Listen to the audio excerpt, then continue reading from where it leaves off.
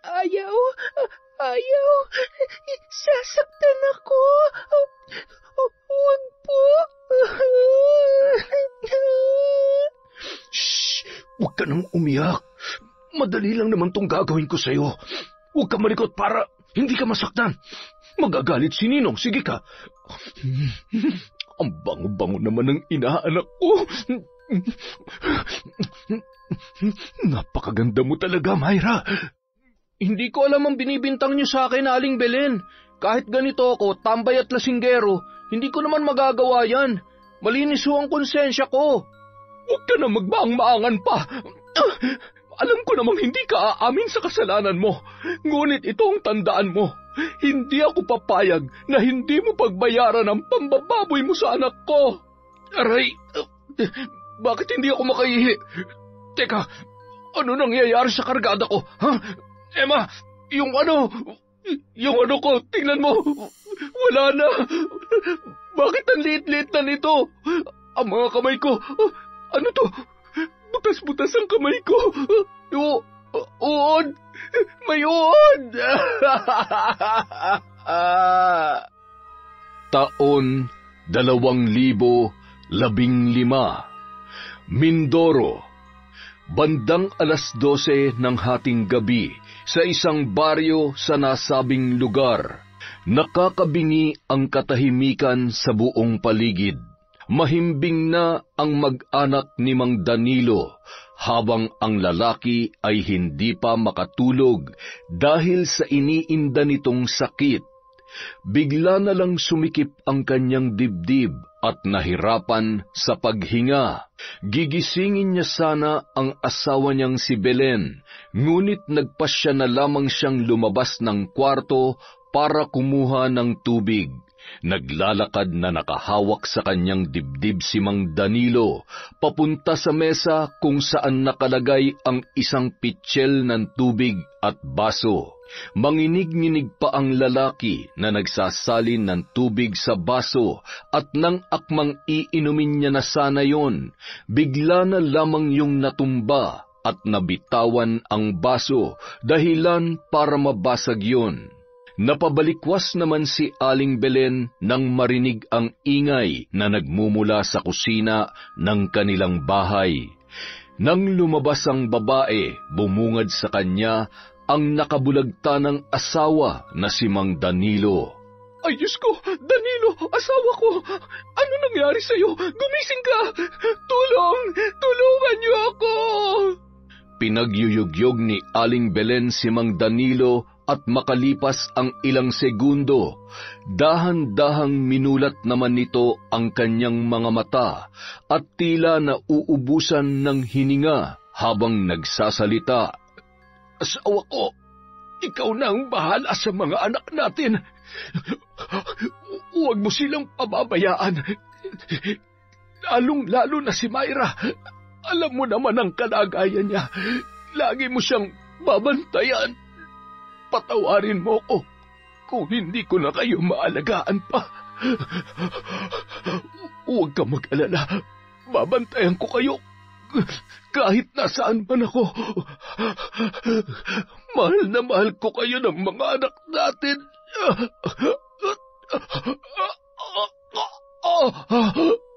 Huwag kang magsalita ng ganyan, Danilo. Dadalhin kita sa ospital. Hindi ka pa mamamatay. Hindi mo kami pwedeng iwan. Lumaban ka. Pakiusap, huwag mo kaming iiwan ng mga anak mo.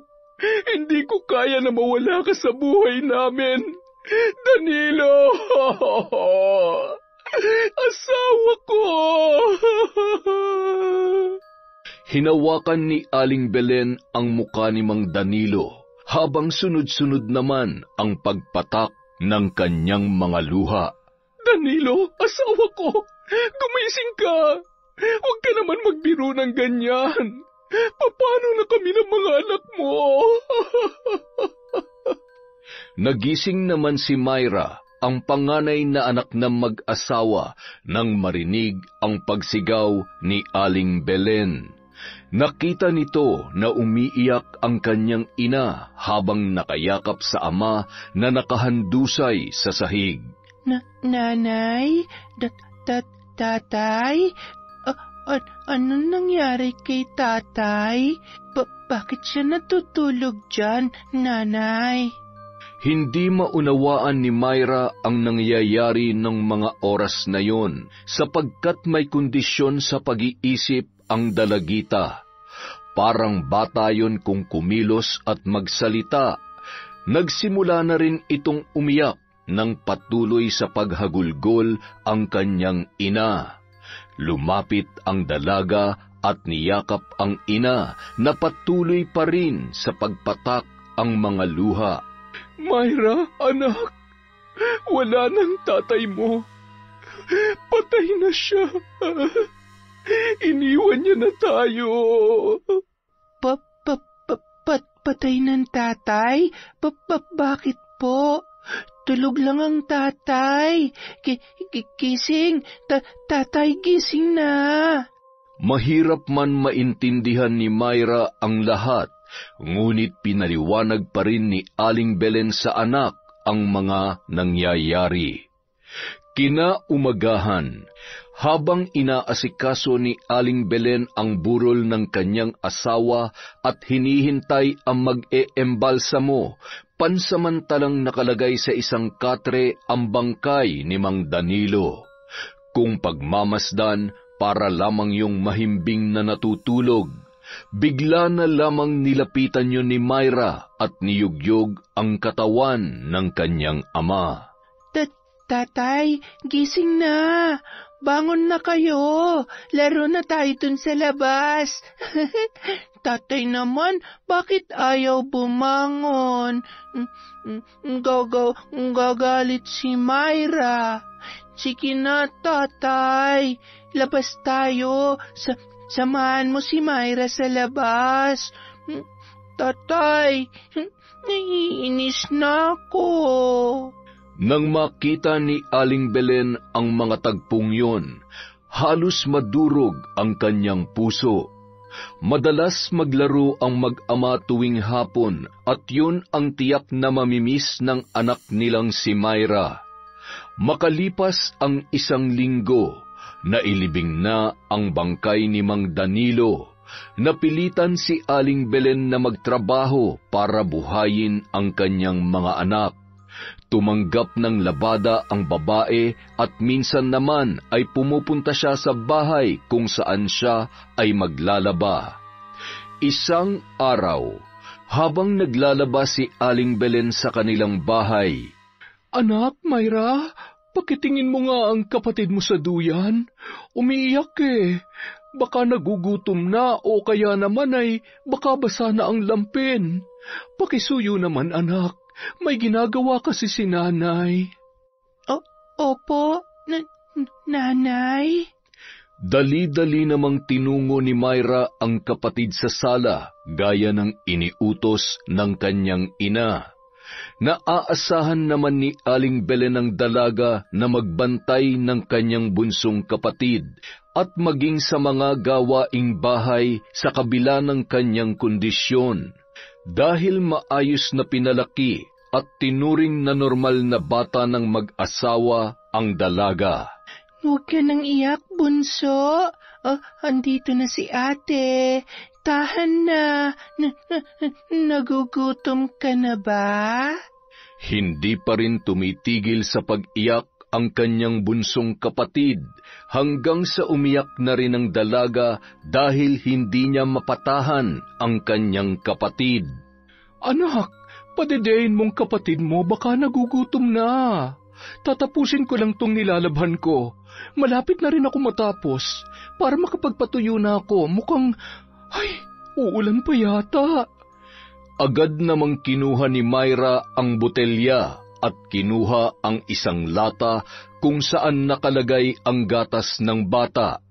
At napatakbo pa ang dalaga papunta sa kinaroroonan ng ina, dala ang latang lagayan. Nanay, wala na pong gatas si bunso. Ubos na. Tingnan niyo po, Malalim na buntong hininga na lamang ang naitugon ni Aling Belen. Bakas sa mukha nito ang pamumroblema dahil nagkataon pa na wala pa siyang pera nung mga oras na yun. Tumayo ang babae at kinuha ang pitaka sa kanyang bulsa at nang kanyang buksan ay pinanghinaan siya nang makita ang laman noon. 20 pesos na lamang ang natitira sa kanyang pera.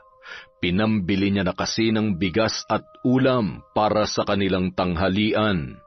Anak, Myra, bili ka muna ng gatas kay Tia Gloria. Sabihin mo yung maliit ka mo, ha? Yun na lamang ang kayang bilhin ng pera natin. At yung laging bilin ko sa'yo, huwag mong pansinin kapag may nag-iinuman sa daan, lalong-lalo na yung boyet na yon. Diretso lang ang lakad mo, pagkatapos umuwi ka na agad. Madalas utusan ni Aling Belen ang kanyang anak na bumili sa tindahan sapagkat malapit lang naman yon sa kanilang bahay. Pero ganun pa man, hindi pa rin mawala ang pag-aalala ng ina dahil may mga taong sadyang halang ang kaluluwa, kaya sa tuwing inuutusan nito ang anak ay palagi niyang pinapaalalahanan. Opo, huwag pansinin mga tao, tapos uwi agad, Myra. Very good talaga ang anak ko. Maganda na eh. Matalino pa. Mana ako sa'yo, nanay eh. Nakangiting pinagmasdan ni Aling Belen si Myra habang papalabas ng bahay. Natutuwa ito sa kanyang anak dahil sa kabila ng espesyal na kondisyon nito, malaking-malaki na ang naitutulong ng dalaga sa kanya at sa nakababata nitong kapatid. Habang naglalakad si Myra papunta sa tindahan ni Tia Gloria, nadaanan niya ang noon ay nag-iinuman na sina Boyet at ang mga kaibigan nito. Araw kasi yun ng Sabado. Hi Myra, ang ganda mo talaga. Halika dito, may sasabihin ako. Ayaw, bad ka. Sabi nanay, wag daw ako makikipag-usap sa bad na tao, lalo na sa'yo. Hindi naman ako bad. Mabait naman ang Kuya Boyet mo ah. Halika na dito. Saglit lang naman. Ayaw ko. Bad ka. Dumiretso na lamang ng lakad si Myra at pagkarating sa tindahan, nakalimutan nito ang kanyang bibilhin dahil sa takot na naramdaman sa lalaki. Teka, anong ang bibilhin ko? Nakalimutan tuloy. Boyet kasi. Alam ko na. Tia Gloria, pabili po gatas si Bunso. Ito po bayad oh. Natuwa naman ang kanyang Tia Gloria sa reaksyon ng dalaga at dahil sa madalas na itong utusan ng kanyang ina. Alam na alam ni Tia Gloria ang bibilhin ni Myra. Bago umalis yun, ay pinaalalahanan naman ito ng tindera na mag-iingat at huwag papansinin ang mga nag-iinuman sa kanto dahil batid nito na mukhang hindi pagkakatiwalaan ang mga yun, lalong-lalo na si Boyet. Sa tuwing nakakakita kasi ng magandang babae ang lalaki ay halos mahubaran na nun sa talas ng kanyang pagkakatitig. Nakakatuwa naman ang batang ito. Sayang lamang at maagang naulila sa ama. Ay, kawawang mag-iina. Masyado kasing mabait si Danilo eh. Totoo nga yata ang kasibihan na ang taong mga masama ay siya pa ang matagal mabuhay. At kung sino ang mababait, siya pa yung maagang namamatay. Ay... Nadaanan na naman ng babae ang mga lalaking nag-iinuman at panayang sutsut ng mga ito sa kanya. Napatakip na lamang ng tainga si Myra at nagmamadaling naglakad. Nakatanaw naman si Aling Belen at inaabangan ang pagbabalik ng kanyang anak habang karga-karga at hinehele ang bunso na hindi pa rin tumitigil sa pag-iyak. Ay anak, bakit ka tumatakbo? May humahabol ba sa'yo? Ayos ka lang ba? Nanay, nandun si Kuya Boyet. Tawag niya ako. Ayaw lapit Myra kasi bad siya. Di ba, Nanay? Oo, anak. Tama lang ang ginawa mo. Huwag na huwag kang lalapit sa lalaking yon. Nakabili ka ba ng gatas ni Bunso? Akin na, anak. Ako na magtitimpla at baka matapon pa. Nagugutom na itong kapatid mo. Bakas sa mukha ni Aling Belen ang pagkabahala.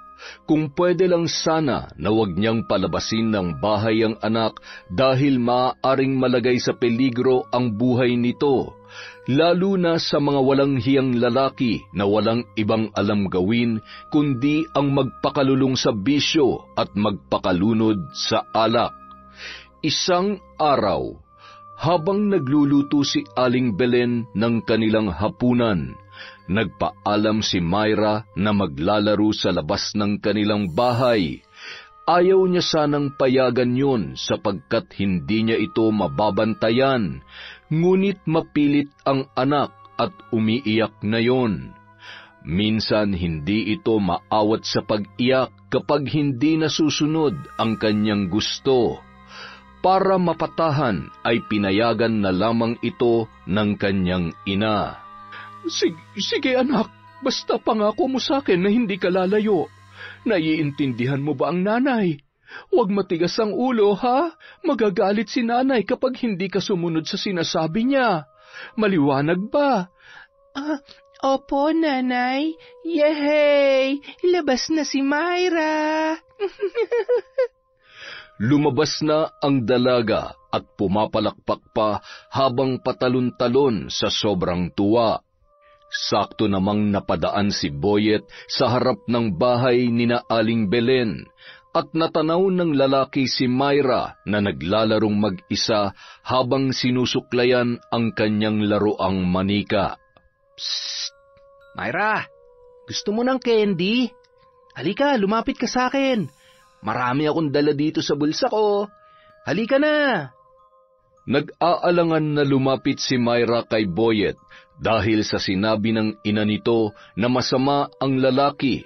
Ngunit nang makita niya ang candy, natuwa ang dalaga at agad na lumapit sa lalaki.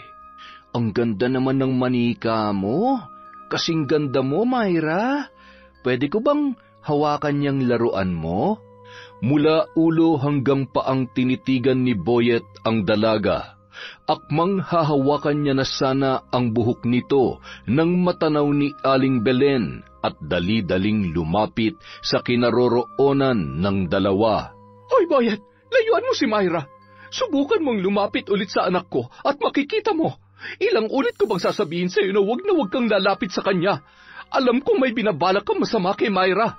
Aling Belen naman, masyado naman marumi ang isip nyo. Wala naman akong ginagawa sa anak nyo At saka, mas lalong wala akong balak na masama sa kanya.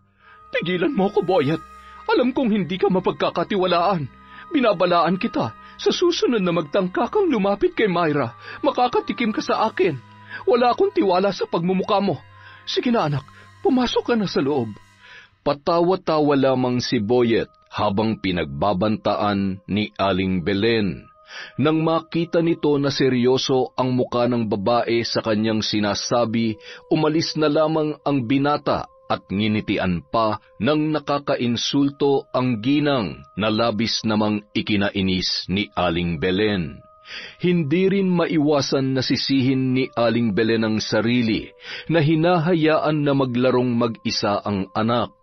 Mas lalo niyang naalala ang kanyang asawa dahil nung nabubuhay pa yon, palagi niyang binabantayan si Myra. Hindi niya tuloy maiwasan na pumatak ang mga luha at malungkot dahil sa kanilang kalagayan. Diyos ko, kayo na po ang bahala sa mga anak ko, lalong-lalo na sa panganay ko. Ingatan niyo po siya at ilayo sa anumang kapahamakan. Danilo, asawa ko kung saan ka man naroroon ngayon. Lagi mong bantayan ang mga anak natin. Miss na miss ka na namin, lalong-lalo na ng panganay mo. Isang araw, Nakatanggap si Aling Belen ng labada at pinapapunta ang babae sa bahay ng kanyang paglalabhan. Nakiusap naman siya kung pwedeng isama ang kanyang mga anak dahil walang magbabantay sa mga yon. Pumayag naman ang mag-asawa. Sa katunayan, nakakatulong din sa ina si Myra dahil marunong din siyang maglaba. Sa bahay ng mag-asawang sina Edwin at Elsa, ikinabit niya ang malaking tela na ginagawang duyan ni Aling Belen para sa bunso nitong anak. At nang makatulog na ang sanggol, sinimulan na ng mag-ina ang paglalaba. Si Aling Belen ang nagsasabon ng mga damit, habang si Myra naman ang nagbabanlaw. Ayaw kasi ni Elsa na malabhan ang kanilang mga damit sa washing machine dahil ayaw niyang madaliin, lalong-lalo na ang kanyang mga panlakad. O anak, baka pagod ka na. Si nanay na lamang ang tatapos nito. Tulungan mo na lang ako mamaya magsampay. Sige na, magpahinga ka na. Bantayan mo na lamang ang kapatid mo at baka magising at mahulog sa duyan. Hindi po. Kaya pa ni Myra. Tulungan ko po kayo. Kawawa naman kayo kapag hindi tulong Myra. Ang bait talaga ng panganay ko, oo. Pakurot nga ako sa pisngi. Ang swerte naman ni nanay dahil may anak akong napakaganda, mabait at napakasipag pa. Isang matamis na ngiti at konting tawa ang itinugon ni Myra nang kurutin siya ng kanyang ina. Natuwa ang dalaga dahil nalagyan ng bula ang kanyang muka mula sa kamay ng kanyang nanay. Hindi nakatiis si Myra at pinaglaruan nito ang mga bula na nagmumula sa kanilang nilalabhang mga damit. Nanay talaga, gigil niyo naman si Myra eh. Nauwi na lamang sa tawanan at kulitan ang paglalaba ng mag-ina. Inabutan naman ng pagkain ni Elsa ang magnanay at natuwa si Aling Belen dahil sadyang mabait talaga ang kanilang ipinaglalaba. Binitawan muna nina Aling Belen at Myra ang kanilang labahin. Kumain muna sila saglit at pagkatapos ay agad silang bumalik sa kanilang ginagawa. Samantala, nakatanaw naman si Mang Edwin at malagkit na titig ang tinugon kay Myra na nooy nagsasampay ng kanilang nilabhang damit. Tinitigan ng lalaki mula paa hanggang ulo ang dalaga. Mababasa sa mukha nito ang pagnanasa sa maputi at bilugan na mga hita ng babae. Nakita naman ni Aling Belen ang ikinilos noon. May samanyakis naman pala itong asawa ni Ma'am Elsa. Kung makatitig para nang hinuhubaran si Myra. Mga lalaki talaga. Makakita lang ng maputing hita ay naglalaway na. Anak, ako na magsasampay dyan. Maupo ka na lang dito at tapusin mo na itong binabanlawan ko. Baka kasi matunaw ka na sa init ng katititig sa init ng sikat ng araw. Nakatuon ang tingin ni Aling Belen kay Edwin habang sinasabi ang mga salitang yon. Bigla naman sinara ni Edwin ang bintana kung saan siya nakadungaw. Nagmamadali nang tinapos ni Aling Belen ang kanilang ginagawa dahil sa kagustuhan na nitong makauwi. Hindi kasi siya komportable sa ganoong sitwasyon at hindi mawalang mag-alala para sa kanyang anak na si Myra. Pagkatapos mayabot ni Elsa ang bayad ay agad nang nagpaalam si Aling Belen. Habang karga-karga ang bunso at bitbit naman ni Myra ang ginamit nilang duyan. Sige po, ma'am. Aalis na po kami. Maraming salamat po. Ngumiti naman si Elsa habang si Edwin ay umiiwas ng tingin kay Aling Belen. Matalim na pagtitig ang itinugon ni Aling Belen kay Edwin na wari pinagbabantaan ang lalaki. Simula ng araw na yon, hindi na tinanggap ng babae ang labada ng mag-asawa para sa ikabubuti ng kanyang panganay na anak na si Myra. Naging matumal ang labada ni Aling Belen. Mabuti na lamang at mabait ang kapitbahay nitong mag-asawa na sina Emma at Mike. Ina-anak ni Mike si Myra. Simula nang mamatay ang asawa ng babae, malaking tulong sa kanila ang kanyang kumparing si Mike. Sa katunayan, kahit noon pa man na nabubuhay ang kanyang asawa, madalas na rin itong tumulong kapag sila ay naggigipit. Maraming salamat talaga dito sa bigas na ipinahiram mo, kumpare. Hamot kapag nakatanggap ulit ako ng labada, papalitan ko na lamang. Pasensya na, walang-wala talaga ako ngayon. Walang masyadong labada kaya mahina ang kita ko ngayon linggo. Ano ka ba naman, Mare? Huwag mo nang palitan yan. Tulong ko na lang yan sa inyo. Hindi ko naman maatim na hayaan kayong magutom. Kawawa naman ang mga anak mo kung hindi makakakain. Lalong-lalo na itong inaanak kong napakaganda. Ay, salamat talaga, pare. Sobra-sobra na itong naitulong ninyo sa amin.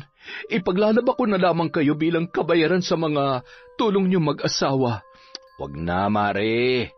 Hindi naman ako humihingi ng kapalit sa mga binibigay ko sa inyo eh. Pero kung mapilit ka, sige. Sa katunayan, tambak na nga ang labahan namin. Itong si Emma kasi ay tinatamad ng maglaba. Nahihirapan na yatang magkusot at palaging iniindang sakit ng likod niya. Paalis na sana si Mike na napadaan lamang at iniabot ang bigas kay Aling Belen. Nang biglang lumabas si Myra, tinawag ng ina ang dalaga at pinagmamano sa kanyang ninong. Dahan-dahan namang lumapit si Myra habang pinipilipit ang buhok nito na nakatirintas at agad na nagmano sa lalaki. Napakaganda naman ng inaanak ko. Ay, sandali lang. Muntik ko na makalimutan.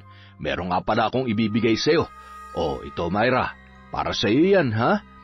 Wow! Chocolate! Tuwang-tuwa si Myra at pasayaw-sayaw pa habang papasok sa loob ng bahay. Habang hindi naman mawaglit ang tingin ni Mike sa kanyang inaanak. Habang nagdadalaga ang babae ay mas lalo itong gumaganda. Ikaw talaga, kumpare. Palagi mong ini-spoil yung inaanak mo. Bahala ka kapag nasanay yan. Mamumulubi ka kakabili ng mga tsokolate. Paborito niya pa naman yan. Minsan nga ay kinukulit pa akong bumili. Paano? Nasanay dun sa tatay niya. Hayaan mo na, Mare. Nag-iisa ko lang namang inaanak yan si Myra at natutuwa ako sa kanya. Napakabait na masipag pa. Masaya ako sa tuwing natutuwa ang inaanak ko. Alam mo na, nasasabik lang ako na magkaroon ng anak. Sa tagal ng pagsasama namin ni Emma wala pa. Hindi kami pinalad na magkaroon ng anak. Hindi na rin nagtagal at nagpaalam na si Mike sa kanyang kumaring si Belen. Walang tigil sa pagpapasalamat ang babae sa tulong na binibigay sa kanila ng kanyang kumpare. Isang araw ng linggo at tulad ng dati tuwing umaga ay nagsisimba ang mag-iina. Habang papauwi sa bahay ay nadaanan nila si Boyet na noon ay nag-iinom na naman sa may tindahan ni Aling Gloria. Ang ganda talaga ng anak nyo, Aling Belen. Sayang, kung wala lang siyang kondisyon sa pag-iisip ay matagal ko nang niligawan niyang si Myra. Pwede ba, Boyet? Tigil-tigilan mo nga ang anak ko. Kaaga-aga wala kang ibang magawa kundi ang maglasing. At kung nagkataon man, bakit sa tingin mo ba papayag akong ligawan mo ang anak ko? Ano mapapala sa iyo ni Myra? Ni kahit nga siguro pagligo hindi mo kayang gawin. Tingnan mo nga itsura mo. Sa tingin mo may babae bang magkakagusto sa iyo? Kung tulad mo lamang naman ang mapapangasawa, ay mas mabuti pang tumandang dalaga. Ba, sakit niyo naman yata magsalita, Aling Belen ah. Wala namang personalan, naliligo naman ako 2 beses pa nga 2 beses sa isang linggo. Napuno ng tawanan ang lugar kung saan nag-iinuman sila Boyet. Maging ang mga kaibigan nito ay hindi mapigilan na mapahalakhak. Ewan ko sa iyo, Boyet. Puro ka kalokohan. Sa susunod na pagtripan mo ang anak ko, malilintikan ka na talaga sa akin. Matagal na ako nagtitimpi sa iyo, ha? Habang kinakausap ni Aling Belen si Boyet, nakatago naman sa kanyang likuran si Myra. Halata sa kanyang mga kilos na natatakot sa binata, kaya mas lalong nainis si Aling Belen sa lalaki. Pinandilatan saka umalis ang mag-iina habang naiwan na napakamot ng ulo ang binata. Napakasungit talaga nung aling yun. Nakakatakot kung magalit. Parang kayang pumatay ng tao. Kinabukasan, maagang gumising si Aling Belen para maaga ring masimulan ang kanyang paglalaba. Nagluto muna siya ng kanilang agahan bago niya sinimulan ang kanyang gagawin. Sinamantala ng ina ang pagkakataon habang mahimbing pang natutulog ang kanyang mga anak, lalong-lalo na ang kanyang bunso. Mabuti na lamang at tulog na tulog pa ang bunso ko. Kailangan ko na magmadali nang sa ganun ay marami pa akong matapos na gawain. Tiyak na kapag nagising siya ay ilang oras na naman na magpapakarga. Mamaya ko na lamang gigisingin si Myra. Napasarap din ang tulog at, ay humihilik pa. Nakakatuwa talaga ang dalaga ko.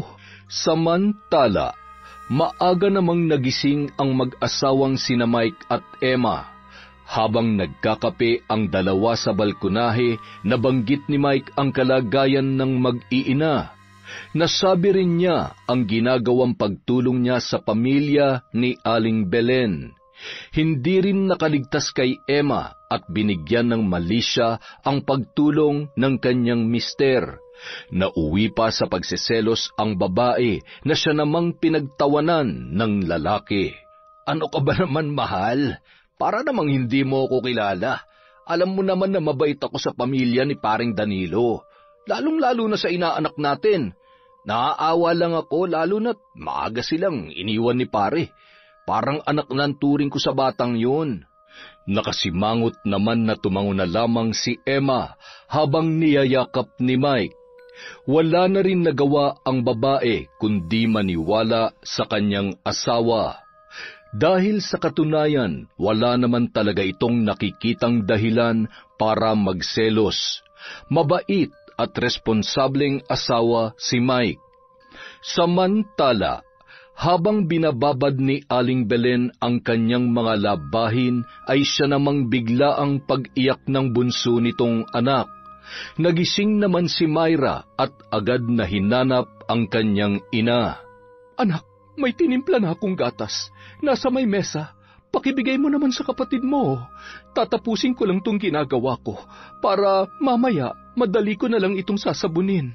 Agad namang sinunod ni Myra ang utos ng kanyang ina. Kinuha niya ang bote na may lamang gatas at ibinigay sa kanyang kapatid. Ayaw dumede at hindi niya rin mapatahan yon. Nabahala si Aling Belen kaya minabuti nitong puntahan at suriin ang dahilan ng pag-iyak ng kanyang sanggol. Ipinunas sa kanyang suot na shorts ang mga bula sa kanyang kamay at agad na tumungo sa loob ng silid. Ay Diyos ko anak, inaapoy ka ng lagnat. Anong gagawin ko? Tarantang kinuha ni Aling Belen ang kanyang bag at binuhat ang kanyang bunsong anak. Nagmamadali palabas ng bahay habang karga ang bunso at hila-hila si Myra. Dumiretso sila sa bahay ni na Mike at humahangos pa ito ng malalim nang sila ay makarating. Si Myra naman hindi na nakapagsalita, ngunit mababakas sa mukha nito na naguguluhan sa nangyayari. Napatayo naman sa kinauupuan si Mike nang marinig nito ang boses ng kanyang kumare. Tao po! Mike! Emma! Magandang umaga! Pagkarinig ni Mike sa boses ni Belen, agad itong tumungo sa pintuan at pinagbuksan ang babae. Nanlaki ang kanyang mga mata. Nababakas niya ang pag-aalala sa mukha ng kanyang kumare. Oh, Mare, ano nangyari? Saan kayo pupunta? Hindi na ako magpapaligoy-ligoy pa, pare. Pwede ba akong makisuyo sa inyo mag-asawa? pwede ko ba munang iwan dito si Myra? Kailangan ko lang dalhin sa ospital itong bunso ko. Ang taas ng lagnat niya eh. Mahihirapan kasi ako kapag sinama ko pa si Myra. Hindi ko naman pwedeng iwan mag-isa sa bahay. Alam mo naman ang kondisyon niya. Wala naman akong ibang pwedeng mapag-iwan sa kanya. Ay, ano ka ba naman, Mare? Sige na, lumakad ka na. Kami na ang bahala sa inaanak ko. Mag-iingat kayo, ha? Sige pare, salamat. Anak, dito ka lang muna sa ninong at ninang mo, ha? Tumango-tango na lamang si Myra. Kahit ganoon ang kondisyon ng dalaga ay madali rin naman itong nakakaintindi. Habang kinakausap ni Mike si Myra, biglang natigilan sila nang marinig ang pagkulo ng tiyan ng babae. Oh, ay mukhang nagugutom na yata ang inaanak ko ah. Opo, nagugutom na po ako, Ninong. Gusto nang kumain ni Myra. Dahil napakaaga pa ng oras na yon ay hindi pa kumain si Myra kahit na makahigop man lamang ng kape, kaya ganoon na lamang ang gutom na kanyang nararamdaman. Halika sa kusina, kumain ka muna. Umupo ka rito. Sandali lang at ipagtitimpla kita ng gatas. Mukhang gutom na mga alaga mo dyan sa tiyan ah. Alaga? May alaga po ako sa tiyan, Ninong. Paano po sila nakapasok dito sa tiyan ko? Napatawa na lamang ang lalaki at sinabing nagbibiro lamang siya. Dahil kung ipapaliwanag niya pa kay Myra ang sinasabi nito, baka abutin pa siya ng ilang oras bago maintindihan ng dalaga. Ipinaghain niya na lamang ang babae at pinagtimpla ng gatas na maiinom. Samantala, nakakunot noon naman ang asawa ni Mike habang pinagmamasdan ang magninong. Hindi na lamang ito umimik dahil alam niya na pagtatalunan lamang nila yon kung kokontrahin niya ang asawa. Hinayaan niya na lamang ang lalaki dahil nakikita niya naman ang saya sa mga mukha nito kapag nakakasama ang kanyang inaanak. Para kasing tunay na anak na kung ituring ni Mike si Myra. Sa kabilang banda, pagkababa ng tricycle na sinakyan ni Aling Belen ay tumungo na sila sa emergency room ng ospital at agad na pinatingnan ang kanyang anak. Mabuti na lamang at kaunti ang pasyente. Agad na naasikaso ng mga nurse na naka-duty ang kanyang bunsong anak. Kinailangan i-confine ang bata dahil sobrang taas ng lagnat nito. Pagkatapos malagyan ng swero ay tinurukan ng gamot para bumaba ang lagnat ng sanggol. Huwag na po kayong mag-alala, Nanay. Hindi naman po gaanong malala ang sakit ng anak nyo. Mabuti na lamang at naidala nyo agad sa ospital at agad na nabigyan ng gamot pampababa ng lagnat. Kailangan po muna namin siyang obserbahan ng ilang oras. Kung maayos naman po ang resulta ng lab niya, makakauwi rin po kayo mamayang hapon. Dahil sa sinabi ng nurse, natitiyak ni Aling Belen na gagabihin na siya ng uwi. Kaya minabuti nitong tawagan si Mike para ipaalam sa lalaki ang kanilang sitwasyon. Pare, pasensya ka na kung malaki ng abala ko sa inyo mag-asawa, ha? Baka gabihin kaming makauwi. Kailangan pa daw obserbahan ng bunso ko bago kami makalabas. Ikaw munang bahala sa inaanak mo, ha? Pasensya na talaga. Sobrang nahihiya na ako sa inyo, lalo na sa asawa mo. Pero wala talaga akong pwedeng ibang pagkatiwalaan na magbabantay kay Myra eh. Salamat ha. Pakisabi na rin kay Maring Emma. Mabait naman yan si Myra kaya hindi mahirap bantayan. Kailangan lang talaga may magtingin-tingin sa kanya. Baka lumabas ng bahay at pumunta sa kung saan. Ano ka ba naman, Mare? Huwag mo na intindihin yan. Di ba sabi ko naman sa'yo, handa kaming tumulong sa abot ng kaya namin mag-asawa. Tsaka, huwag mo nang alalahanin si Emma. Naiintindihan niya naman ang sitwasyon ninyo. Maraming salamat talaga sa inyo, pare. Kung wala kayo, hindi ko alam ang gagawin ko. Ang hirap ng buhay kapag mag-isa ka lamang na nagtataguyod ng pamilya. Ano ba yan? Naiiyak tuloy ako. Pasensya ka na pare, naging emosyonal na naman ako. Ay teka, nandyan ba si Myra? Pwede ko ba siyang kausapin? Ay, teka, sandali lang mare. Tatawagin ko lang ha. Agad naman na lumapit si Myra at binigay ni Mike ang telepono sa dalaga. Hello Myra, anak, si nanay to. Diyan ka muna sa ninong mo ha. Mamaya pang gabi makakauwi si nanay at si Bunso. Magpakabait ka sa ninong at ninang Emma mo ha. Susundin mo mga sasabihin nila sa'yo. Huwag matigas ang ulo. Opo, nanay. Oh, sige na. Ibigay mo ng telepono sa ninong mo. Mike, maraming salamat pare ha. Dadaanan ko na lamang siya dyan mamaya pag pauwi na kami. Pagsapit ng tanghali, napansin ni Mike na mukhang naiinitan si Myra, kaya napagpasyahan nitong sabihan ang babae na maligo. Inutusan ni Mike ang asawa na kumuha ng damit na hindi na ginagamit at ibigay kay Myra para pamalit sa kanyang suot. Sinabayan na rin niya ng tuwalya.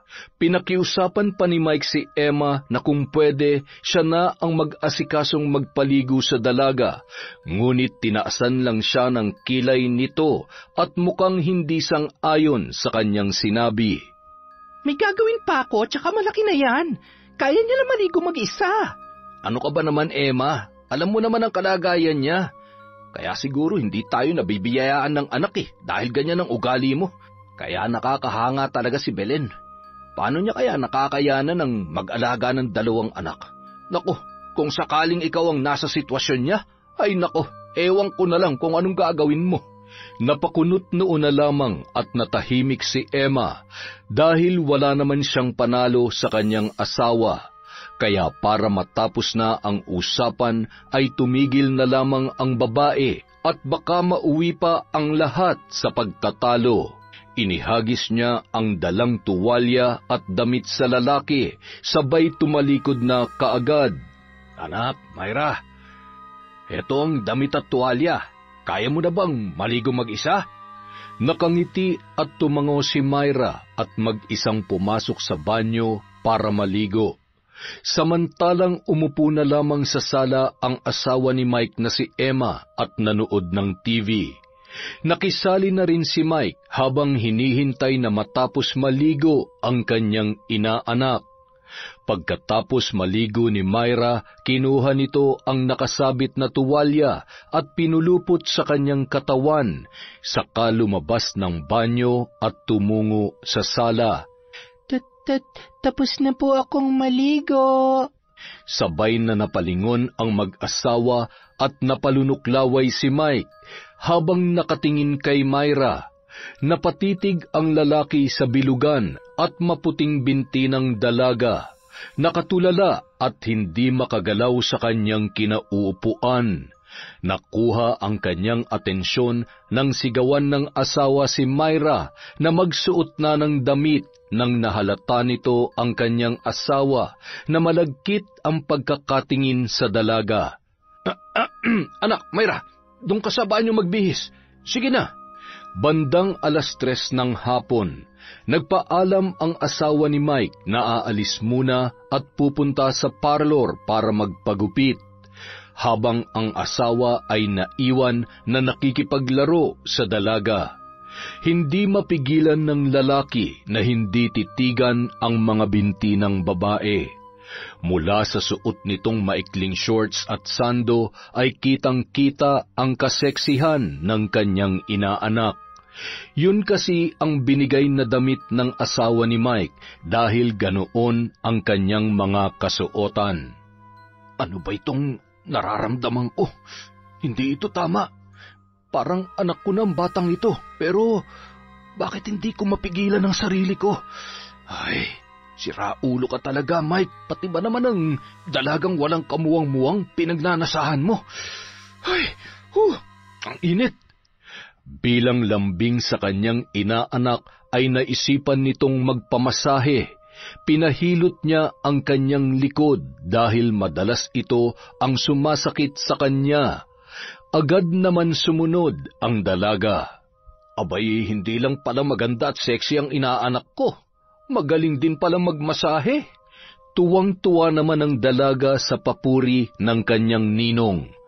Nung mga oras na yon, mas lalong hindi mapigilan ni Mike ang sarili na titigan ang nakakaakit na katawan ng dalaga. Akmang hahawakan niya na sana ito nang biglang tumunog ang pinto sa pagpasok ng kanyang asawa. Nagpatuloy pa rin sa pagmamasahe si Myra sa kanyang ninong at tumigil lamang ito nang tumayo na ang lalaki para salubungin ang asawa at kumustahin ang kanyang lakad. Binaling niya na lamang ang panggigigil sa kanyang asawa na sinundan niya sa kanilang kwarto para magbihis. Makalipas ang ilang oras, nag-aagaw na ang liwanag at dilim nang makalabas sina Aling Belen ng ospital at dumiretso ito sa bahay ng kanyang kumpare para sunduin na ang panganay na anak na si Myra. Tao po! Magandang gabi, Emma! Mike! Oh, Mare! Ay, butit nakalabas na kayo ng ospital. Kumusta ang bunso mo? Magaling na? Tuloy ka muna, Mare. Ay, salamat pare. Ito maayos na rin ang lagay ng anak ko. Nawala na ang lagnat niya. Susunduin ko na pala si Myra. Teka, nasaan pala siya? Eh, sakto. Katatapos lang namin kumain. Nandun sa kusina, naguhugas. Napakasipag naman pala talaga ng inaanak ko. Sabi ko nga, huwag na maghugas kasi baka mabasa pa siya pero mapilit eh. Eh, sandali, tatawagin ko lamang. Maupo ka muna, Mare. Baka gusto mo munang kumain. Ay, wag na pare. Salamat na lamang. May binili na rin ako ditong pagkain namin. O siya, sige. Sandali lamang at tatawagin ko si Myra, ha? Pagkatawag ni Mike kay Myra, patakbo itong tumungo sa kinaroroonan ni Aling Belen at mahigpit na niyakap ang kanyang ina. Nanlaki ang mga mata ng ginang na makita ang itsura ng kanyang anak. Muntik niya nang hindi makilala ang dalaga. Ay, pasensya ka na, Mare. Wala kasing dalang damit si Myra, kaya yan ang pinasuot ko. Kanina naligo at init na init. Pinaglumaan niya ng asawa ko. Alam mo naman yung babaeng yun, mahilig sa mga ganyan damit. Napangiti na lamang si Aling Belen. Mas lalo kasing lumitaw ang ganda ng katawan ni Myra sa kanyang suot. Ngunit iniiwasan ng ina ang ganoong pananamit dahil nilalayo niya sa mga matang mapagnasa ang kanyang dalaga. Kaya mahabang palda at bestida lamang ang madalas na ipinapasuot niya rito. Paano ba yan, pare? Hindi na kami magtatagal. Maraming salamat, ha? Pakisabi na lamang kay Mare. Tutuloy na kami. Salamat ulit. Pasensya na sa istorbo. Wala yun, Mare. Sino-sino pa ba naman ang magtutulungan kundi tayo? Basta pag may kailangan ka, huwag ka lang mahiya magsabi. Siya, sige na at lumalalim na ang gabi para makapagpahinga ka na rin. Hindi naman kalayuan ang bahay nila Aling Belen, kaya halos ilang minuto lang ang nakalipas ay narating na nila ang kanilang tahanan. Pagkatapos mag-asikaso at kumain ay agad na rin silang nagpahinga dahil halos maghapon na napagod si Aling Belen sa pagbabantay sa kanyang anak sa ospital at dala na rin ng sobrang init kaya halos kahit nakaupo lang siya maghapon ay pagod na pagod ang buo niyang katawan. Samantala, habang nakahiga na sa kama ang mag-asawang Mike at Emma, hindi mawaglit sa isipan ni Mike ang itsura ni Myra nang lumabas yun sa banyo na nakatapis ng tualya. Halos sa tuwing ipipikit nito ang kanyang mga mata ay nakikita niya ang itsura ng kanyang inaanak. Mas lalong sumidhi ang kanyang pagnanasa kay Myra. Ay, ano ba tong naiisip ko? Makatulog na nga lang. Baka kung saan pa mapuntang kalikutan ng utak ko. Mike, may kausap ka? Parang nagsasalita ka na yatang mag-isa. Huwag mo sabihin na nananaginip ka. Hindi ka pa naman natutulog. Kanina ka pa hindi mapakali dyan, ah. Wala, may naalala lang ako. Sige na, matulog na tayo.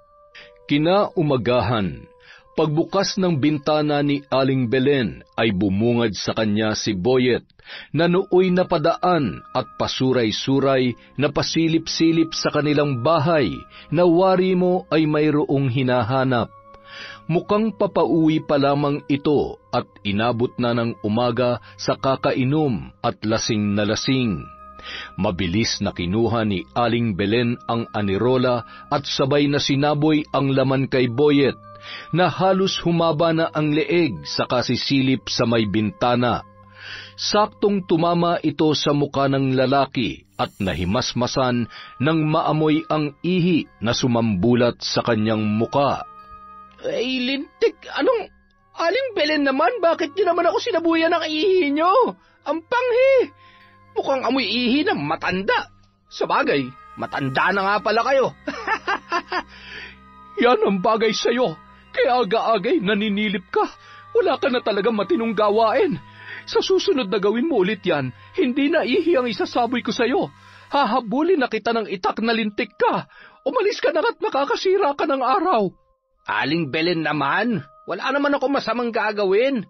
Pauwi na ako't napadaan lang dito, tapos... Ay nako, huwag ka na magpaliwanag. Umalis ka na at baka nakikita mo tong hawak ko, ha? Ano? Isang araw, sa hindi inaasahang pangyayari ay nagkasakit ang asawa ni Mike, dahilan para matambak ang kanilang labahan. Hindi rin yon maasikaso ng lalaki dahil abala ito sa kanyang trabaho. Kaya naisipan niya na makiusap kay Aling Belen na kung pwede ay ipaglabas sila. Ay, ano ko ba naman pare? Pwedeng-pwede, para kahit papaano ay mabayaran ko naman ang mga tulong na ibinibigay mo sa amin. Hindi na nag-aksaya pa ng oras si Aling Belen at agad na pumunta kasama ang dalawang anak sa bahay ng kanyang kumpare na si Mike. Nung araw ding yun, hindi pumasok sa trabaho ang lalaki para alagaan ang kanyang asawa. Agad na sinimulan na mag-ina ang paglalaba, habang nagsasampay si Myra ng mga naunang natapos ng kanyang ina. Basang-basa ang damit nito na halos dumikit na sa kanyang katawan ang suot na damit, na lalong nagpalitaw sa kanyang kaseksihan. Ilang oras lang natapos na ang mag-ina sa paglalaba. Nang iabot ng kanyang kumpare ang bayad ay tumanggi si Aling Belen na kunin ang pera. Sige na, Mare, tanggapin mo na ito, kahit pambili ng gatas ng bunso mo. Nakakahiya naman sa'yo. Ito na nga lang sanang alam kong paraan para makabayad sa mga tulong mo ay. Tapos, binabayaran mo pa ako. Ano ka ba naman, Mare? Ilang ulit ko bang sasabihin sa iyo na huwag mo na yung isipin? Huwag ka mag-alala, balang araw ay mababayaran mo rin ang mga naitulong ko sa inyo. Baka nga mas higit pang maibigay mo sa akin. Ha? Anong ibig mong sabihin? Hindi, wala yun. Sige na, tanggapin mo na ito. Pinagpaguran nyo naman ito kaya wala kang dapat ikahiya. O siya, aakyat na ako sa taas at pakakainin ko na si Emma.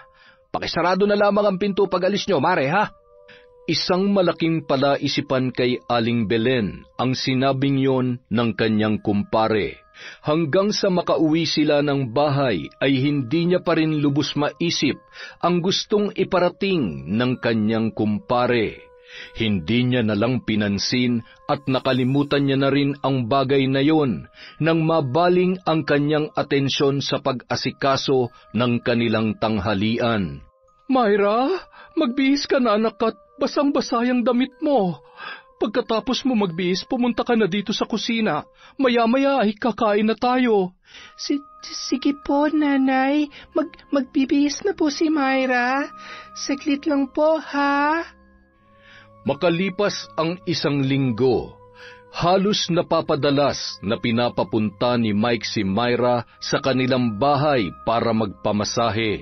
Maging ang asawa nitong si Emma ay nagpapamasahe na rin sa dalaga. Hindi naman tumanggi si Aling Belen dahil malaki ang tiwala niya sa mag-asawa. Sinusundo at hinahatid ng lalaki ang dalaga sa tuwing gusto nitong magpamasahe. Tuwang-tuwa naman si Myra dahil palaging may pagkain na ibinibigay sa kanya ang kanyang ninong, lalo na ang kanyang paboritong tsokolate. Tuwang-tuwa at pumapalakpak pa si Myra habang ibinibida sa kanyang ina ang kanyang mga tsokolating dala.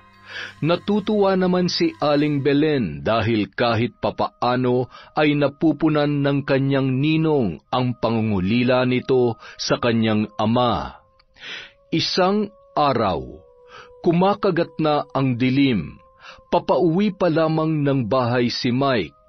Medyo nakainom ang lalaki at pasuray-suray. Nang mga oras ding yon ay papauwi na rin si Myra galing sa tindahan. Nagpumilit ang dalaga na lumabas at bumili ng gamot para sa kanyang ina na masakit ang ulo. Oh, Myra, anong ginagawa mo dito sa labas? Gabi na at bakit mag-isa ka lang? Masakit po ang ulo ni nanay, kaya binili po siya ng gamot ni Myra. Nang mga sandaling yun, dahil sa impluensya ng alak ay nanariwa sa ala-ala ni Mike ang mga araw na napapakagatlabi siya nang masilayan ang kaakit-akit na binti ng dalaga. Biglang may kung anong masamang hangin ang bumulong sa kanyang mga tainga na gawin ang isang bagay na ikapapahamak ng dalaga. Sumama ka sa akin, Myra. May pupuntahan tayo. Mabilis lang tayo. Saan po tayo pupunta, Ninong? Hahanapin ako ni nanay. Hindi yun. Mabilis lang naman tayo. Pangako yan. Madami dun tsokolate. Hindi ba? Paborito mo yun? Dahil sa narinig ng dalaga, hindi na ito nag-usisa pa at sumama na sa kanyang ninong Mike. Medyo madilim na ang paligid kaya wala nang masyadong tao sa labas, kaya't walang nakakita sa kanila. Dinala ni Mike ang babae sa isang abandonadong bahay. Ano pong gagawin natin dito, Ninong? Nasaan po tayo? Shh! Huwag ka maingay. Baka may makarinig sa atin. Sige ka, may kaagaw ka na sa tsokolate. Hindi mag-iingay si Myra. Zipper ko bibig ko, Ninong. Tulad nito. Yan, ganyan nga. Masunuri naman talagang napakaganda kong inaanak eh. Ilang sandali pa, nagsimula ng hawakan ni Mike ang mga binti ng dalaga. Pilit nung itinataas ang paldang suot ni Myra at naramdaman noon ang pagdampi ng mga palad ng kanyang ninong kaya napaatras yun. Ha? Ninong, ano pong ginagawa niyo? Uuwi na, Myra. Natatakot na po si Myra. Mamaya na. Maglalaro muna tayo. Tagu-taguan. Magtago ka, tapos hahanapin kita. Ha? Ayaw ni Myra. Madilim dito, Ninong. Uuwi na po si Myra. Akmang tatakbo na sana si Myra papalabas nang biglang hablutin ni Mike ang buhok nito. Nasaktan ng babae, dahilan para siya ay umiyak. Sorry na. Huwag ka nang umiyak. Ikaw naman kasi. Iiwan mo mag-isa si Ninong. Ayaw mo yatang makipaglaro kay Ninong eh. Patuloy niyang pinapakalma sa pag-iyakan dalaga habang hinimas-himas nito ang kanyang buhok. Samantala, napabangon sa pagkakahiga si Aling Belen nang mapansin na hindi pa dumarating ang kanyang anak. Bigla siyang kinabahan at bumilis ang pintig ng kanyang dibdib. Mabigat man ang kanyang ulo ay pinilit nitong lumabas para hanapin ang kanyang anak. Nagkataon naman na mahimbing nang natutulog ang kanyang bunso, kaya nagmadali siyang puntahan sa tindahan ang dalaga. Baka sakali na nandoon pa yon. Abay, kanina pa umuwi si Myra ah. Bakit? Wala pa ba sa bahay ninyo? Yun nga ang ipinagtataka ko. Halos mag-iisang oras na siya simula nung umalis sa bahay. Saan kaya pumunta ang batang yon? Ay, sige po at babalik na muna ako sa bahay, baka sakaling nakauwi na siya. Bumalik na lamang ng bahay si Aling Belen. Nagbabaka sakali na nandoon na si Myra, ngunit mas lalong tumindi ang kanyang kabang nararamdaman nang makalipas ang ilang minuto ay wala pa rin yon. Nakisuyo siya sa kanyang kapitbahay na bantayan muna ang kanyang bunsong anak at hahanapin niya ang nawawalang si Myra. Samantala, ayaw ko. Sasaktan ako. Huwag po, Ninong. Shh! Huwag ka nang umiyak. Madali lang naman tong gagawin ko sa'yo. Huwag kang malikot para hindi ka masaktan. Magagalit si Ninong, sige ka. Ang bango-bango naman talaga ng inaanak ni Ninong. Napakaganda mo talaga, Myra. Hindi man lamang nakapanlaban ang dalaga at naisagawa ni Mike ang masamang balak nito sa kanya. Halos mawalan ng malay si Myra dahil sa sakit na nararamdaman sa maselang bahagi ng kanyang katawan. Maging ang kanyang mga binti ay hindi niya rin maigalaw. Bad ka, Ninong. Sinaktan mo, Myra. Sumbong kita kay nanay. Huwag mong tatangkain na magsumbong sa nanay mo. Kung hindi, papatayin ko siya. Lalo na yung bunso mong kapatid. Naintindihan mo ba ako? Samantala, hindi magkamayaw sa paghahanap si Aling Belen. Halos lahat ng tao na kanyang nakasalubong ay napagtanungan niya na, ngunit wala ni isa sa kanila ang nakakita sa kanyang anak. Diyos ko, nasaan na ba ang batang yon? Wala naman sana masamang nangyari sa kanya. Anak, Myra, kung nasan ka man ngayon, anak ko, umuwi ka na.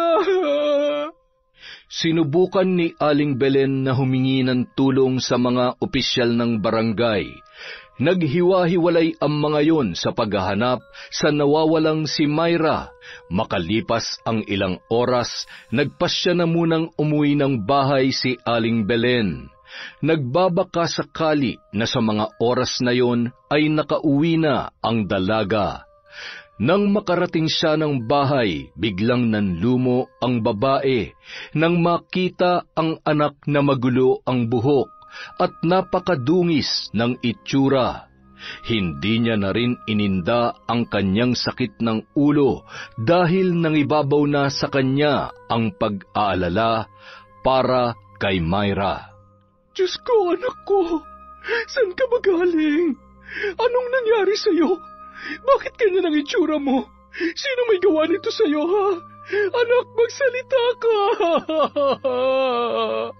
Wala ni isang salita na lumabas sa bibig ni Myra. Agad na pumasok yon sa loob ng kwarto. Nakatulala at nanginginig pa rin ang buo niyang katawan. Tumutulo ang luha habang nilinisan ni Aling Belen ang madungis na katawan ng dalaga. Pinalitan niya rin ang suot na damit noon at palda. Nanginginig ang kamay ni Aling Belen nang makita ang dugo sa pribadong kasuotan at kulay puting palda ng dalaga. Hindi maaari.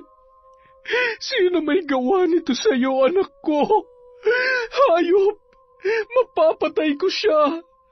Anak, patawarin mo si nanay! Patawarin mo ko!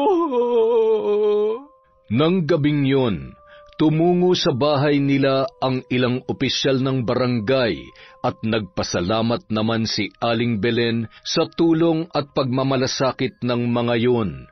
Pinili niya munang ilihim ang nangyari sa kanyang anak.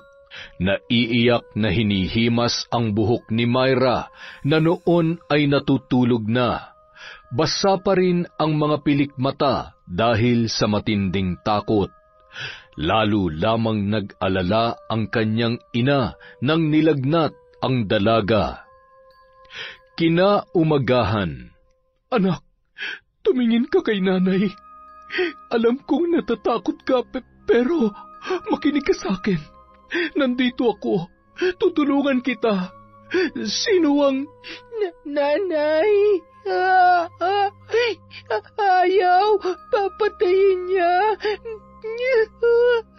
Papatayin niyo tayo, nanay! Anak, hindi totoo yan. Tinatakot ka lamang niya. Sige na, sabihin mo na ang totoo. Hihingi tayo ng tulong sa mga pulis at tutulungan nila tayo. Sakit, nanay. Masakit po. Pilit niya ako, nanay. Umiiyak ang dalaga habang tinuturo ni Myra ang maselang parte ng kanyang pagkababae. Parang dinudurog ang puso ni Aling Belen dahil sa nangyari sa kanyang panganay na anak. Hindi na yon pinilit pa ng ginang dahil mas lalo lamang yung mahihirapan at matatakot. Sa pagkakataong yon, isa lang ang pumasok sa utak ni Aling Belen na maaaring gumawa noon sa dalaga. Si Boyet, ang tanging naiisip niya na may masamang motibo sa kanyang anak. Nagngingit-ngit na pinuntahan ni Aling Belen ang bahay ni Boyet. Sinipa niya ang pinto at dumiretso sa makalat na kwarto ng binata. Hinila niya pa ang paa at nahulog yon sa katring kanyang kinahihigaan. Pinagsasampal at kanyang sinakal ng buong lakas. Hayop ka! Walang hiya ka! Rapist ka! Pagbabayaran mong ginawa mo sa anak ko! Hindi ka na naawa sa kalagayan niya! Masahol ka pa sa hayop! Binaboy mong anak ko! Papatayin kita! Hindi ko po alam kung anong binibintang niyo sa akin, Aling Belen. Kahit ganito ako, tambay at lasinggero, hindi ko naman magagawa yan. Malinis po ang konsensya ko. Huwag ka na magmaang-maangan pa. Alam kong hindi ka naman naaamin sa kasalanan mo. Ngunit ito ang tatandaan mo. Hindi ako papayag na hindi mo pagbayaran ang pambababoy mo sa anak ko. Mabubulok ka sa bilangguan. Ayoko po. Hindi nga po ako. Hindi ako pwede makulong. Ayoko. Aray ko. Boyet, hayop ka. Bumalik ka dito. Hindi mo pwedeng takasan ang ginawa mo sa anak ko. Sige. Tumakbo ka kahit saan mo pa gusto. Pero sisiguraduhin ko na hindi mo matatakasan ang kasalanan mo. Kahit sumuot ka pa sa maliit na butas, hindi ka makakaligtas. Ipinapangako ko yan. Ipinapangako ko. Makalipas ang isang araw, naging usap-usapan na ang biglang pagkawala ni Boyet sa baryong yun. Siguro may malaking pinagkakautangan kaya nawala. Ay naku, sinabi mo pa. Halos lahat ng tindahan dito ay inutangan nun ng alak. Siguro ay walang pambayad kaya ayun, tumakas nang wala sa panahon. Ang loko talaga ng binatang yun. Pinabayaan naman kasi ng tatay niya, palibasa may bago ng pamilya. Samantala, maagang tumungo si Mike sa bahay ni na Aling Belen. Nakangiti at may dala pang almusal. Salamat dito, pare. Mukhang malungkot ka yata. May problema ba? Si Myra, kumusta siya? Nasa kwarto niya. Pare, may problema ako. Ang totoo may walang pusong gumahasa sa anak ko. Si Boyet. Natitiyak ko na siyang gumahasa kay Myra. Si Boyet? Teka, sigurado ka ba? Hayop na yun ah. Oo, sigurado ako. Kinumpronta ko siya, kaya lang ay nakatakas siya. Anong plano mo ngayon? Sa estado ng buhay namin ngayon, kapag nagsampa ko ng kaso laban sa hayop na yon, posibleng matagal pa ang proseso. Isa pa, kami rin ang mahihirapan lalo na't... Pwede ko naman kayong tulungan. Sabihin mo lang. Huwag na pare, ako nang bahala. Ako ang magbibigay ng katarungan sa nangyari kay Myra. Pwede ko ba siyang makita at makausap? Tumango naman si Aling Belen at iginiya papunta sa kwarto ng kanyang anak ang kanyang kumpare. Bigla namang umiyak ang anak na noon ay nakalagay sa kuna sa sala, kaya naiwang mag-isa ang lalaki sa kwarto ni Myra. Hinawakan ni Mike ang muka ng dalaga at marahang hinagkanyon, sabay tinakpan ng bibig. Dahan-dahang iminulat ni Myra ang mata at nanginig ang buo niyang katawan, sabay napaluha nang makita ang muka ng kanyang ninong. Huwag kang sisigaw. Huwag kang mag-alala. Hindi naman kita sasaktan eh. Nandito ako para ipaalala sa'yo kung anong mangyayari kapag nagsumbong ka sa nanay mo o sa kahit na sino. Ha? Muli pa nung hinagkan ang mapupulang labi ng dalaga bago lumabas ng kwarto. Mare, tulog na tulog pa. Sa susunod na lang. Ay, nanlalambot ako sa nalaman ko. Wala man ako sa posisyon para pangunahan ka, pero sa totoo lang, mapapatay kong hayop na boyet na yon. Dapat sa kanya makulong. Nagpatuloy sa pakikipag-usap si Aling Belen habang isinasayaw-sayaw ang kanyang bunsong anak. Maya-maya, nagpaalam na ang lalaki na uuwi sa kanilang bahay. Nang makatulog ang sanggol ay muling pinahigayon sa kuna. Pagkatapos ay pumasok sa kwarto ni Myra ang kanyang ina. Nanay! Nanay! Tulong! Nanay ko! Anak, ayos ka lang? Nananaginip ka ba? Shh! Tahan na! Nandito na si nanay. Huwag ka nang umiyak. Lalo lamang bumigat ang loob ng ginang dahil sa trauma na pinagdadaanan ng kanyang anak. Buong araw ay pinag-iisipan niya kung anong dapat niyang gawin upang maipaghiganti ang noon ay tila wala pa rin sa sarili na si Myra. Pagkagat ng dilim, tumungo sa isang silid ng kanilang bahay si Aling Belen, kung saan nakatambak ang mga bagay na hindi na nila ginagamit. Sa isang lumang kahon kung saan nakasilid ang mga kagamitan sa pambabarang, isa-isa niyang kinuha at napaubo pa siya nang malanghap ang mga alikabok. Halos 1 dekada na mula nang itinago niya ang mga yon. Inaantay ng ginang na sumapit ang 6:00 ng gabi bago simulan ng ritual ng pambabarang. Maagang pinatulog ng babae ang kanyang mga anak nang sa gayon ay maisagawa niya ng maayos ang kanyang ritual. Sa pamamagitan ng aking itim na kapangyarihan, ipinag-uutos ko na parusahan ng taong walang awang humalay sa aking anak. Matinding sakit ng ulo ang kanyang mararamdaman. Hindi siya patutulugin ng kanyang konsensya. Sa bawat pagpaon ng karayom sa manikang ito ay ang nakakabaliw na sakit. Mawalan ng buhay at unti-unting bumalik sa pagkabata ang iyong sandata. Labis na sakit ang mararanasan ng taong ito, higit pa sa sakit na nararamdaman ko ngayon. Higit pa sa pasakit na ginawa mo sa anak ko. Lulunurin ka ng takot at konsensya hanggang sa tuluyang mawala sa sarili at mamatay ka ng lintik ka.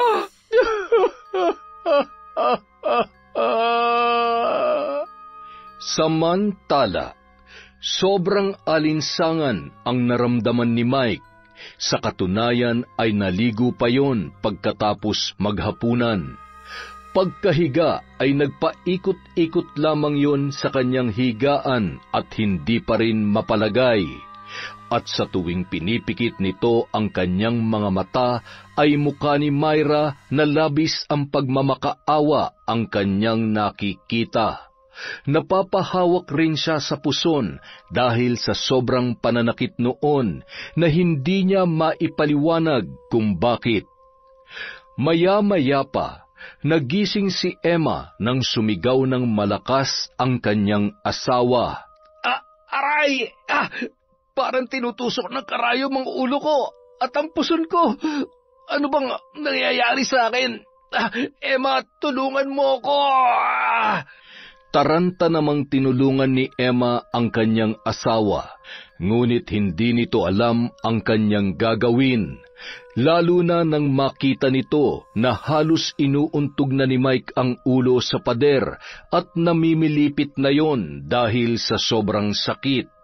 Kumuha ng gamot sa sakit sa ulo si Emma at pinainom ang kanyang asawa. Hindi naman tumalab ang gamot, sa halip mas lalo pa yung lumala. Nakatulog na lamang yon sa kakaiyak. Kinaumagahan, nagising si Aling Belen dahil sa tumatawag sa labas ng kanilang bahay. Kasama nun ang matalik niyang kaibigan. Napakunot noo siya, sabay hinawakan ang muka ni Boyet at ang kamay noon. Wala man lamang yung bakas ng kanyang pambabarang. Aling Belen, pasensya na po kung tinakbuhan ko kayo noong nakaraan. Natakot po kasi ako eh. Pero handa po akong patunayan sa inyo na hindi talaga ako ang gumahasa kay Myra. Kasama ko po kahapon si Louie. Maniwala po kayo sa akin. Totoo po yun, Aling Belen. Crush niya po talaga si Myra, pero hindi niya naman po magagawa yung sinabi ninyo. Gago lang po yan, pero takot naman po yan makulong. Mukhang nagsasabi siya ng totoo. Hindi siyang nakatanggap ng sumpa. Ibig sabihin, sige na, makakaalis na kayo. Siguraduhin mo lamang na nagsasabi ka ng totoo. Tandaan mo, nakakamatay na ang pagsisinungaling ngayon. Tumango-tango na lamang ang dalawa at papaalis na sana yun nang biglang, kaya ko pong humarap sa anak niyo para patunayan na hindi po talaga ako ang... Ay, lintik! Sinabi ko nung umalis na kayo. Pinapaalis ka na nga eh. Humihirit ka pa. Teka lang ha. Gusto mo bang nasa na ba yung arinola ko? Ay, naku po Diyos ko. Ha, halika na. Dalian mo, Louie. Baka malason tayo dyan. Sige po, alis na po kami. Pagkaalis ni Boyet at ng kanyang kaibigan ay sinundan pa sila ng tingin ni Aling Belen. Habang nag-iisip at medyo naguguluhan, dinampot niya ang walis tingting at tumungo sa labas ng kanilang tarangkahan. Maya-maya, natanawan niya ang mga taong nagkukumpulan mula sa di kalayuan. Nilapitan sila ng ginang at nagbubulungan pa ang mga yun habang nakatanaw sa bahay nila Emma. Anong nangyayari? Bakit parang nagkakagulo sa bahay ni Emma?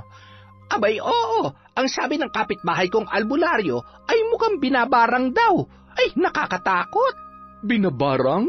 Sino? Paano niya nasabing may kakaibang sakit ang dumapo kay Mang Mike at nakakaawa na raw ang itsura?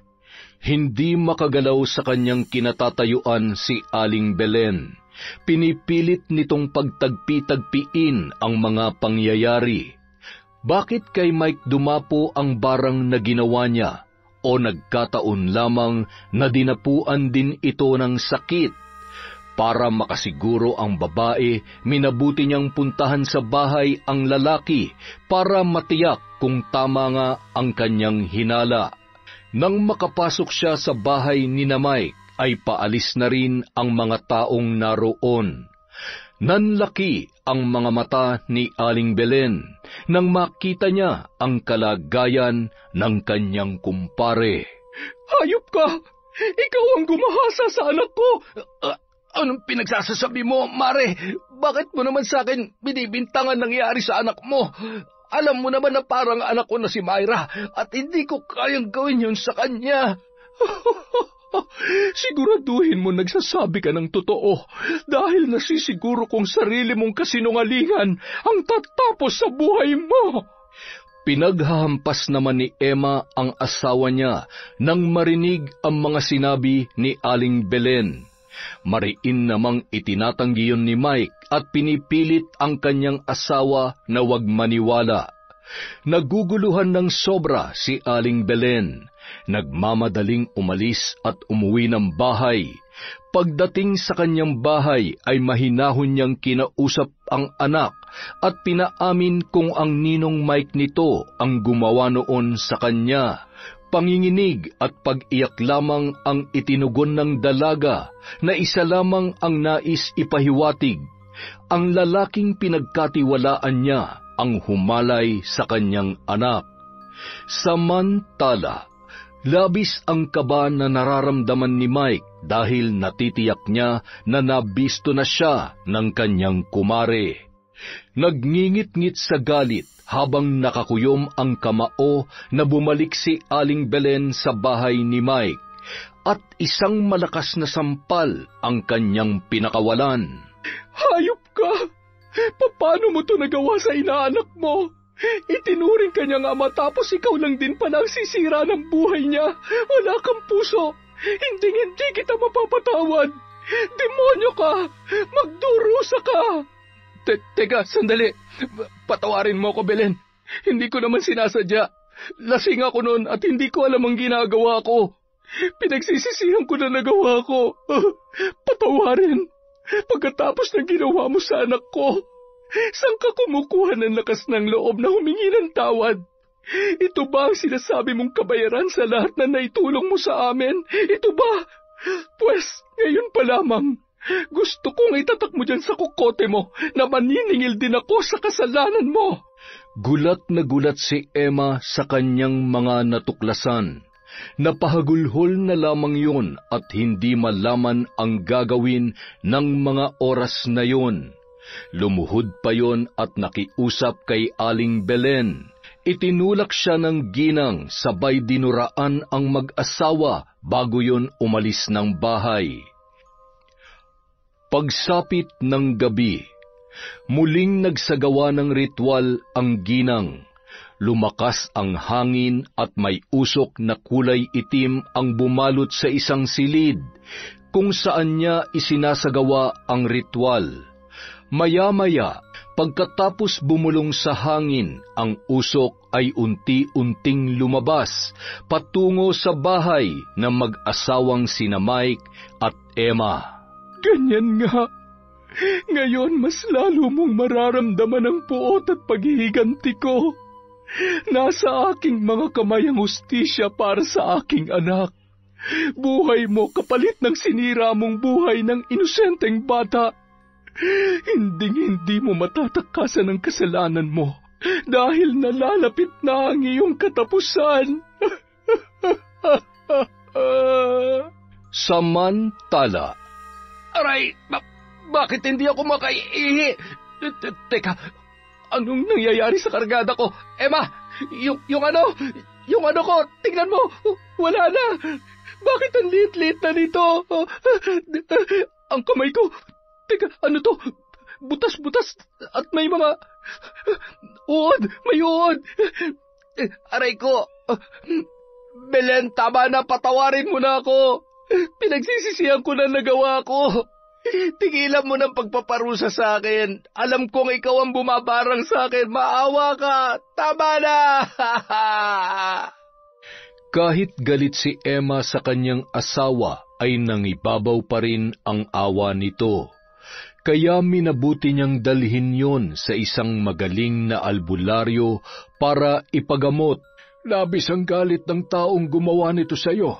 Malakas ang kanyang kapangyarihan, pero susubukan kong kontrahin siya sa abot ng aking makakaya. Gawin niyo po ang lahat para gumaling ako. Handa ako magbayad kahit magkano. Basta mabuhay lang po ako at bumalik sa normal itong... Gamit ang benditadong kwintas, umusal ng panalangin ang matandang albularyo, at gamit ang bahagyang pinainitang bagay na yari sa bakal, dahan-dahan yung idinampi sa maselang bahagi ng parte ng kanyang pagkalalaki. Napapahiyaw naman sa sakit ang lalaki sa bawat pagdampi noon.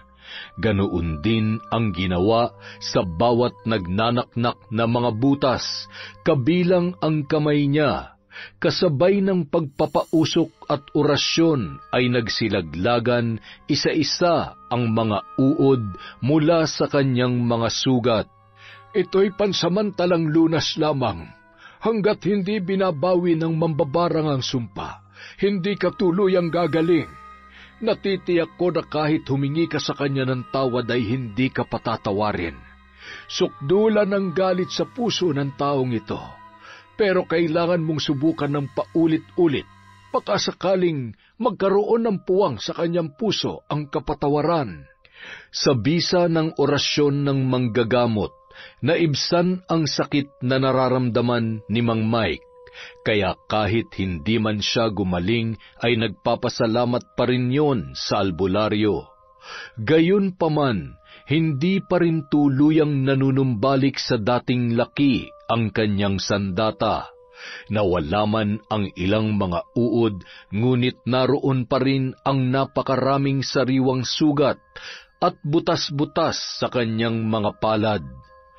Nang makauwi ng bahay ang mag-asawa, agad na nakatulog si Mike sa sobrang antok na kanyang naramdaman.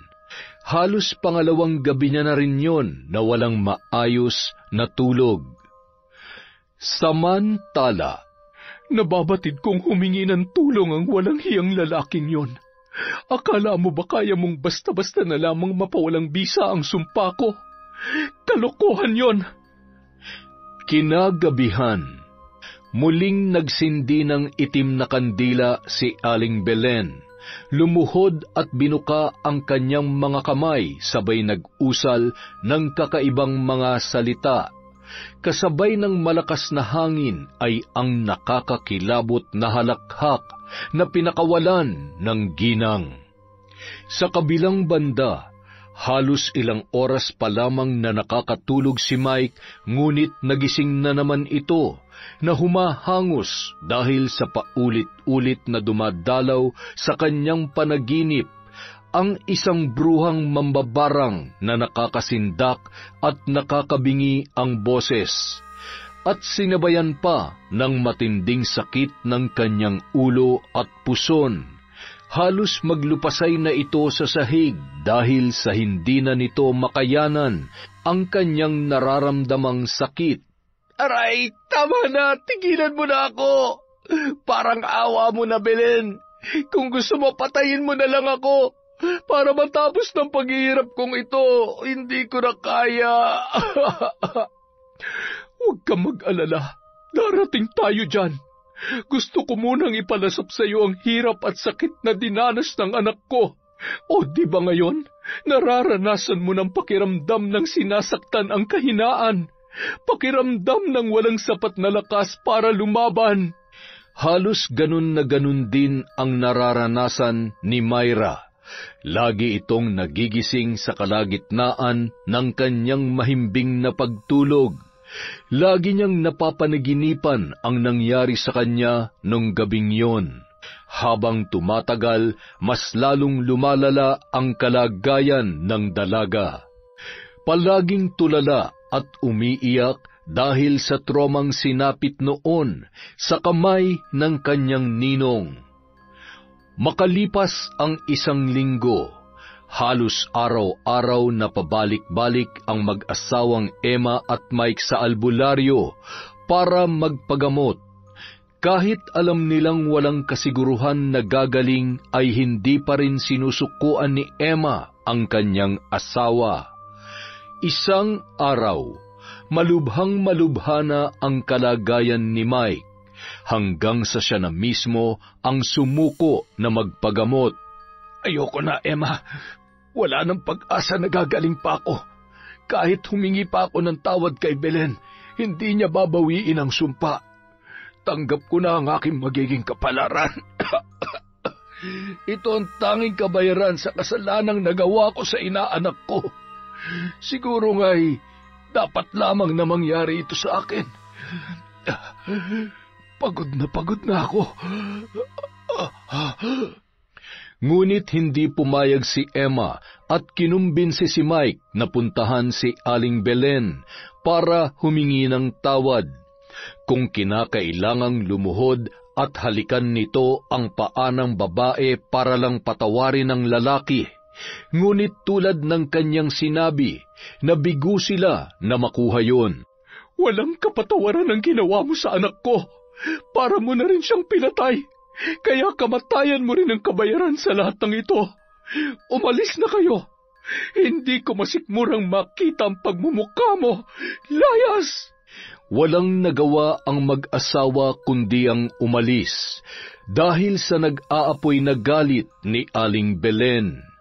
Noong araw na yon ay tuluyan ng nawalan ng pag-asa ang lalaki. Habang nasa kanyang kwarto, nakita niya sa kabinet ang isang gunting. Pumasok sa isip ng lalaki na tapusin na lamang ang kanyang buhay.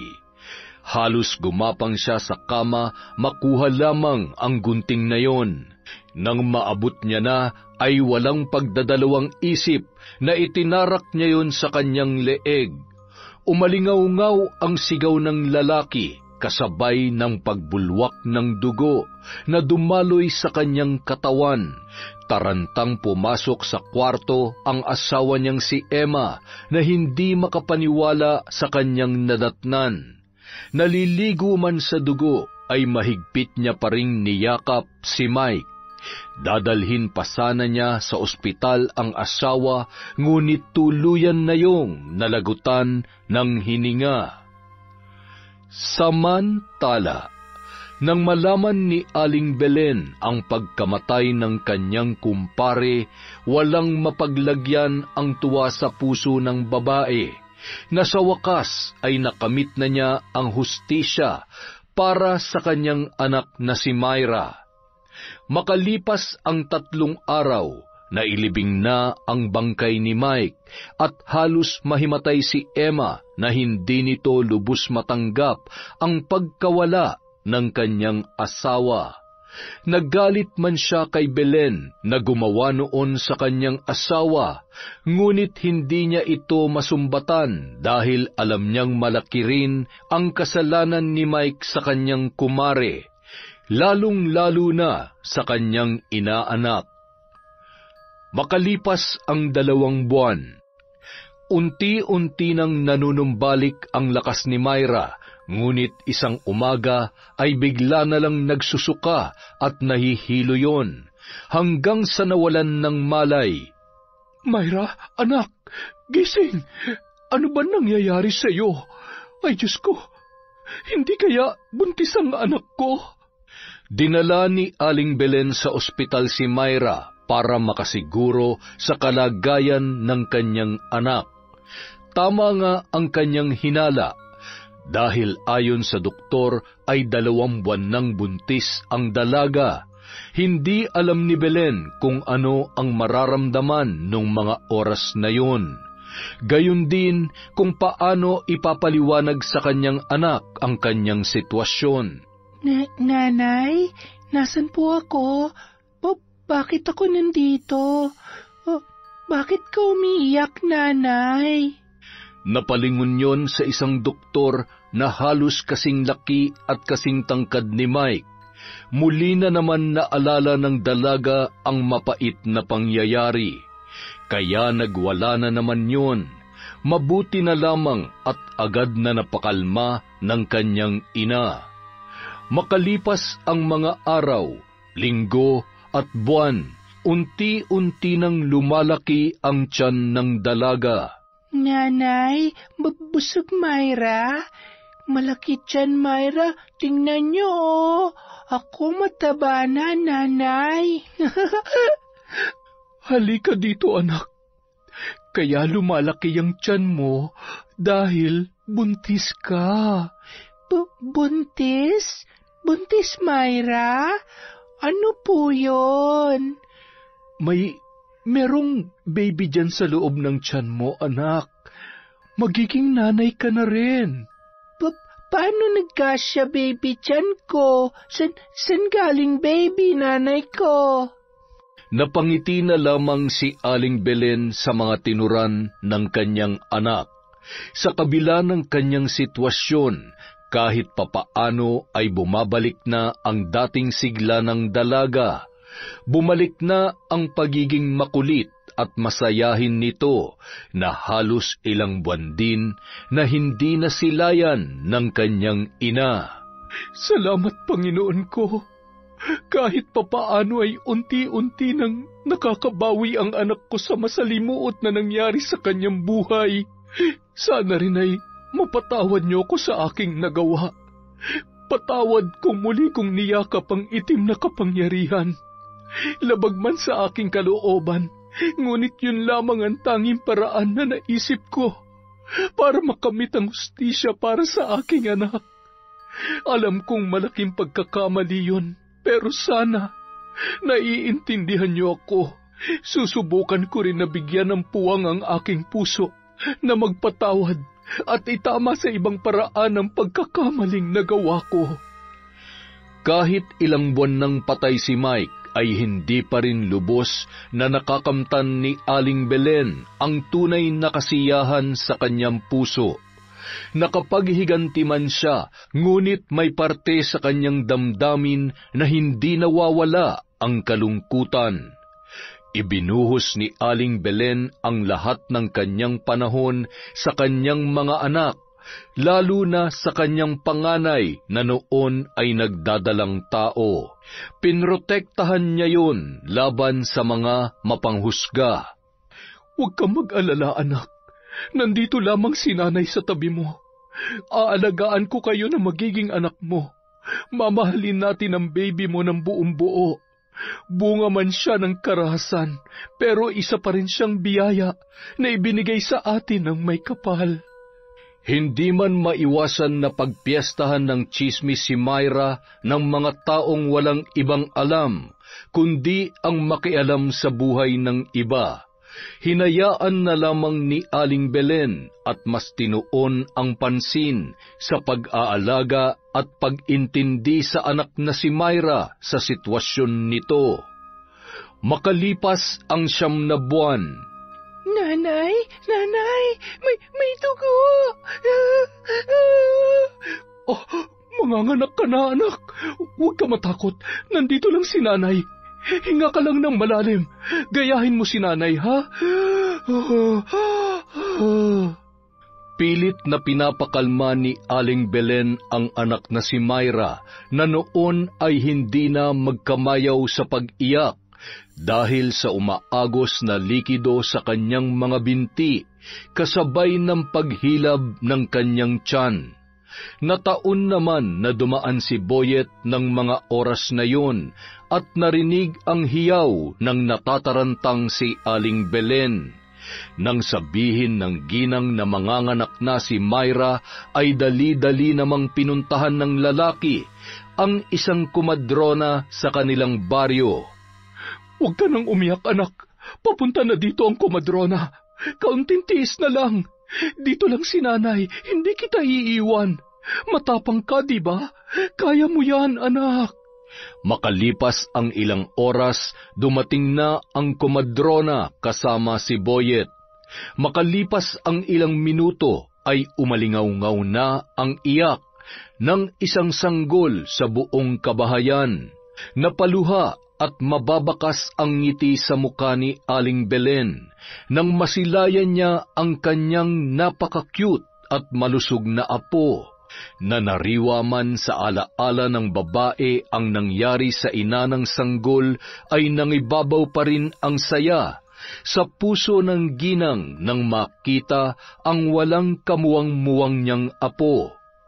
Masayang hinimas-himas ni Myra ang bata na nakaibabaw sa kanyang dibdib.